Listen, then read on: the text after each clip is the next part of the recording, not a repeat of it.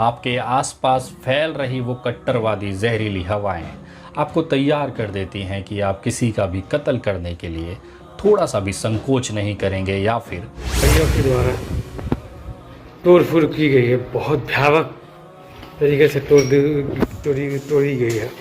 कौन मस्जिद है? ये सोगरा कॉलेज की मस्जिद है। कई हजार कुरान शरीफ किताबें जलाई गई थी दंगाइयों के द्वारा। देख सकते हैं, ये डॉक्यूमेंट है। और ये किताबें अभी भी आप देख सकते हैं।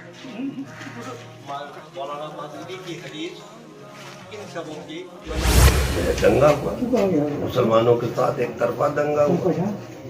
प्लान था ये। सिर्फ मुसलमानों के ही साथ हुआ दंगा में मुसलमानों ही की संपत्ति मुसलमानों की ही जली है। मैं अपने आप को बहुत शर्मसार महसूस करता हूँ जब ये परिस्थितियों को देखने के बाद ये समझता हूँ कि मेरे ही सनातन धर्म से कुछ ऐसे लोग हैं, कुछ ऐसे जाहिल हैं। मैं आज एक घोषणा करने जा रहा हूँ। बहुत जल्द मैं अस्सलामुअलैकुम दोस्तों वैसे तो हमारे देश की सभी के सभी गोदी मीडिया इस्लाम के पीछे ही लगे रहते हैं, इस्लाम को बदनाम करने की कोशिश करते रहते हैं और अपने अपनी प्लेटफॉर्म पर ये दिखाने की कोशिश करते हैं कि देखो इस्लाम कितनी ज़्यादा दंगे करते हैं, इस्लाम कितनी पत्थरबाजी करते हैं, पत्थर फेंकते हैं। हालांकि दोस्तों उस दंगे की पीछे का असलियत वो लोग दिखाते ही नहीं। तो इसी के ऊपर आज हम विनय दुबे सर की एक वीडियो लेकर आया हूँ। तो इस वीडियो के बारे में मैं कुछ नहीं कहना चाहता, आपसे सिर्फ रिक्वेस्ट यही है कि इस वीडियो को पूरा ज़रूर देखिएगा। तो आइए बिना टाइम जाया करते हुए हम इस वीडियो को देख ही लेते हैं। आइए देखते हैं।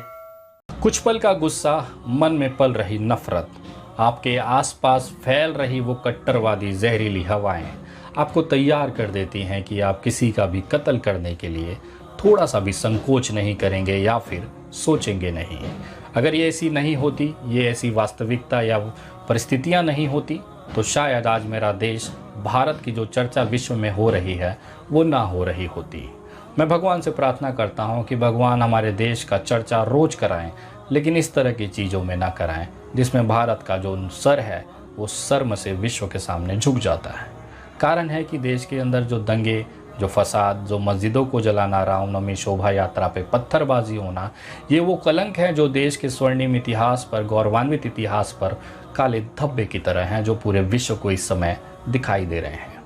हावड़ा, कोलकाता, बिहार शरीफ, नालंदा, सासाराम, रोहतास, ये कुछ नाम हैं, अलग अलग राज्य हैं, लेकिन इनके जो कृत्य हैं वो लगभग एक हैं।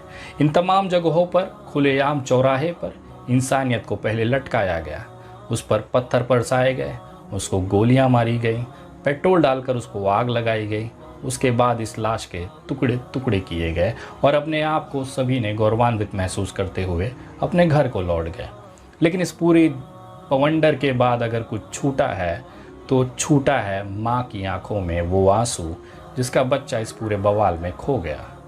उस बचा है तो उस आदमी के, इंसान के खाली हाथ जिसकी पूरी ज़िंदगी के मेहनत के पैसे से एक छोटी सी दुकान खड़ी की थी और उपद्रवी भीड़ ने उसमें लूट लिया और उसे आग लगा दिया।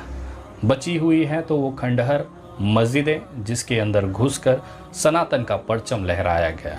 वहाँ की धार्मिक किताबें, कुरान और हदीस को जलाकर प्रभु श्री राम को खुश करने की बड़ी मेहनत की गई।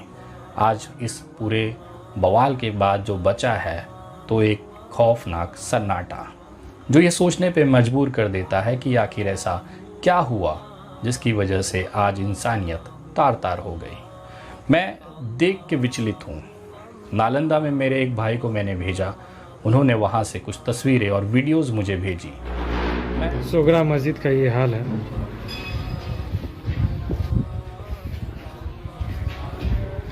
दंगाइयों के द्वारा तोड़ फोड़ की गई है। बहुत भयावक तरीके से तोड़ी गई है।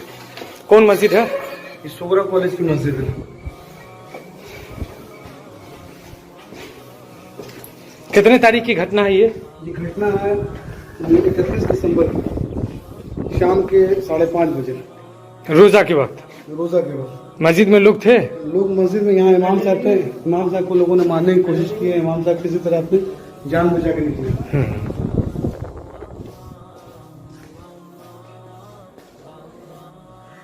हेलो दोस्तों, मैं अभी बिहार शरीफ के मुरारपुर में हूँ। मुरारपुर मस्जिद और मदरसा की जो तस्वीरें आपके सामने आई होगी, आप देख सकते हैं। ये मस्जिद है, मदरसा की गेट है, मस्जिद का गेट आगे में है। ये जो मदरसा है, मदरसा की लाइब्रेरी है। मदरसा में इसमें यहाँ के लोगों के कहने के मुताबिक यहाँ कई हज़ार कुरान शरीफ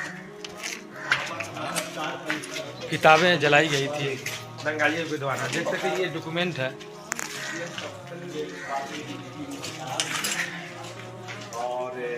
ये किताबें अभी भी आप देख सकते हैं।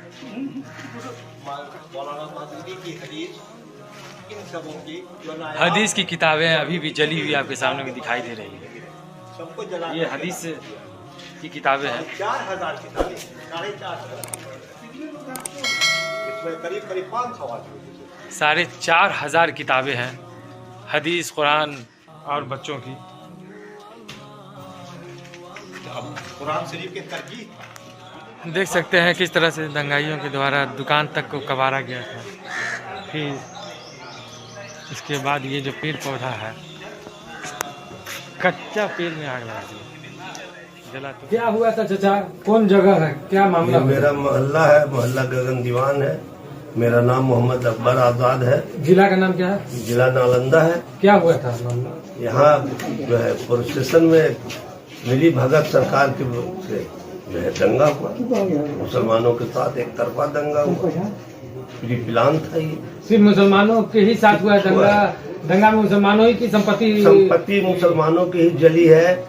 गाड़ी मुसलमानों की जली है। 2 नई बस मेरी जल गई, ट्रांसपोर्ट जल गया, मेरा सिटी पैलेस जल गया, मुरारपुर मस्जिद तोड़ा गया, मदरसा को जला दिया गया। इस तरह से बहुत सी चीजें। एक अनवर मियाँ की स्टेशनरी की दुकान थी, उसको जला दिया गया। और हमको जानबूझ के टारगेट करके मारा गया, क्योंकि अंजुमन के हम सेक्रेटरी हैं। ये कार्ड क्यों मिला आपको? क्या किस काम के लिए? ये कार्ड मिला था इसी के लिए, डीएम साहब ने दिया था एसडीओ के मार्फत से, कि आप भीड़ भाड़ में जाइएगा तो आपका परिचय है। मगर ये दे के कांधे में गले में लगा के हमको पिटवाया गया। अभी सर में टाका है? सर में 9 टाका है। मैं सोच में पड़ गया कि मेरे सनातन में इतने कमज़ोर लोग भी हैं, ऐसे हताश और निराश लोग भी हैं, जिनको मस्जिदों में घुसते समय थोड़ा सा भी संकोच नहीं हुआ। मेरे सनातन में ऐसे लोग भी हैं जो किसी के धार्मिक किताब को जलाते हुए अपने आप को गौरवान्वित महसूस कर रहे थे। मैं अफसोस करता हूँ ऐसे लोग हमारे सनातन में पैदा हुए, क्योंकि मेरा जो सनातन है वो दया का, मेरा जो सनातन है वो एक दूसरे को मदद करना सिखाता है, ना कि उनकी जान लेना, ना कि उनकी हत्या करना।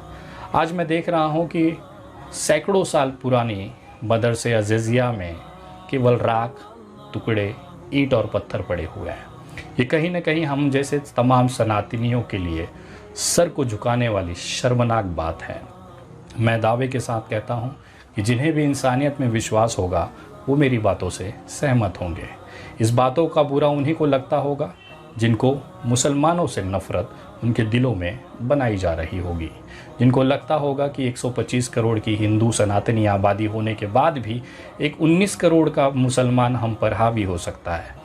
उनको ये गलत जानकारी, प्रोपोगेंडा, वीडियोज़ और फोटोज़ के माध्यम से ये बताया जाता है कि अगर आप नहीं जागे तो मुसलमान आपको कत्लेआम कर देगा। शायद यही कारण था कि बार बार इस तरह की चीज़ों में पड़ने के बाद इस तरह के दंगे होने स्वाभाविक हैं। लेकिन इन सब के बीच में अगर किसी का फ़ायदा हुआ है तो वो है सियासत का। एक पार्टी दूसरे पार्टी पर आरोप प्रत्यारोप करती है, एक पार्टी दूसरे को इसकी जिम्मेदार ठहराती है। लेकिन इस तमाम चीज़ों के बीच में उस माँ से जाकर कोई नहीं पूछता कि तुम्हारे बेटे की स्थिति क्या है, जो इस समय कब्र में लेटा हुआ या चीता पे जल रहा होगा। उस माँ के पास पहुंचकर उसके आंसू पोंछने के लिए कोई सियासत, कोई राजनीतिक दल नहीं पहुंच रहा है। मैं अपने आप को बहुत शर्मसार महसूस करता हूं जब ये परिस्थितियों को देखने के बाद ये समझता हूं कि मेरे ही सनातन धर्म से कुछ ऐसे लोग हैं, कुछ ऐसे जाहिल हैं, मेरे ही सनातन धर्म में ऐसे कमज़ोर निराश लोग हैं जो किसी की हत्या, किसी के घर में घुसकर आग लगाना, दुकानों को लूटने, मस्जिदों को तोड़ने में अपने आप को बहुत बड़े शूरवीर समझते हैं। मैं आज एक घोषणा करने जा रहा हूँ। बहुत जल्द मैं नालंदा, बिहार शरीफ, सासाराम और रोहतस पहुँचूँगा। वहाँ पर जिन जिन मस्जिदों में मेरे सनातन परिवार के लोगों ने घुसकर आगजनी की, किताबों को जलाया, कुरान को जलाया, हदीस को जलाया, उन तमाम मस्जिदों में जाकर विनय दुबे अपनी तरफ से सैकड़ों कुरान, हदीस की किताबें भेंट कर अपने जो सनातनियों की तरफ से जो गलती है उसकी माफ़ी वहाँ पर जाकर मांगेगा। मेरी कोशिश है कि देश के अंदर एक मिसाल पेश करने की कि राजनीतिक लाभ लेने के लिए कुछ नकली हिंदू सनातनी जिस तरह से मस्जिदियों में जाकर तोड़फोड़ कर रहे हैं, उसी के सामने एक धर्मनिरपेक्ष, एक सेकुलर सनातन हिंदू भी है जो कि हिंदू और मुस्लिम भाईचारे को लेकर आगे बढ़ता है। और उसी के प्रक्रिया में मेरी तरफ से, क्योंकि मैं एक ब्राह्मण हूँ, सनातनी हूँ, मेरा ये फ़र्ज़ बनता है कि एक कदम आगे बढ़ाकर उन तमाम मेरे मुसलमान भाइयों के साथ खड़े होना इस समय बहुत ज़रूरी है। उनको ये नहीं लगना चाहिए कि जिस तरह से आज़ादी की लड़ाई के बाद से 2023 तक भारत की विकास और सारी गतिविधियों में जिस तरह से उन्होंने एक सहयोग दिया, आज भारत जिस मुकाम पर है उसमें उनकी भी हिस्सेदारी है। आज भारत की जो खूबसूरती है उसमें उनका भी मेहनत और खून मिला हुआ है। इन तमाम चीज़ों को देखने के बाद उन्हें ये महसूस नहीं होना चाहिए कि आज वो अकेले और एकदम साइड में पड़े हैं। मेरी कोशिश है कि उन तमाम मेरे निराश, मजबूर, अपने आप को अकेले समझने वाले तमाम मेरे मुसलमान भाइयों का हाथ पकड़कर मैं उन्हें ये विश्वास दिलाना चाहता हूँ कि इस देश के अंदर आप आज भी अकेले नहीं हैं। विनय दुबे जैसे तमाम सैकड़ों हिंदू भाई, सनातनी भाई आपके साथ खड़े हैं। आपको निराश होने की ज़रूरत नहीं है। मेरे ही समाज के कुछ ऐसे, मेरे सनातन के कुछ ऐसे नफ़रतबाज लोग भी हैं इस धरती पर जो आपकी तबाही का इंतज़ार कर रहे हैं। उसके सामने एक पहाड़ सा हुजूम ऐसे भी सनातनियों का है जो आपके साथ, आपके दुख में, आपके सुख में कंधे से कंधा मिलाकर खड़ा हुआ है। मैं आज ये घोषणा करता हूँ कि जिस भी मस्जिदों में, जिस भी मदरसों में ये किताबें जलाई गई, कुरान की किताब जलाई गई, हदीसें जलाई गई, उन तमाम जगहों पर विनय दुबे 100 कुरान और उसके साथ में हदीस की किताब खरीदने के लिए जो आर्थिक पैसे हैं वो मैं उस मस्जिदों में जाकर अर्पण करना चाहूँगा, देना चाहूँगा। मैं दिखाना चाहता हूँ इस देश को कि आप भले ही मस्जिदों को जला दो, कुरानों को जला दो, लेकिन विनय दुबे जैसे सैकड़ों करोड़ों लोग हैं जो आज भी अपने मुसलमान भाइयों को ये महसूस नहीं होने देंगे कि आप अकेले हैं। इस दुख की घड़ी में पूरा देश आपके साथ है। अगर आप भी इस तरह के जो तबाह हुए मस्जिदों में, मदरसों में अगर आप कुरान की किताब या हदीसें देकर उसको वापस से गुलजार बनाना चाहते हैं, उन तमाम दंगे में जो पीड़ित हैं, चाहे वो हिंदू हों चाहे मुसलमान हों, उन तमाम लोगों को उनके घाव पर मरहम लगाना चाहते हैं, तो आप भी इस मुहिम से जुड़कर एक साथ आकर इन तमाम लोगों को राहत देने का काम करें।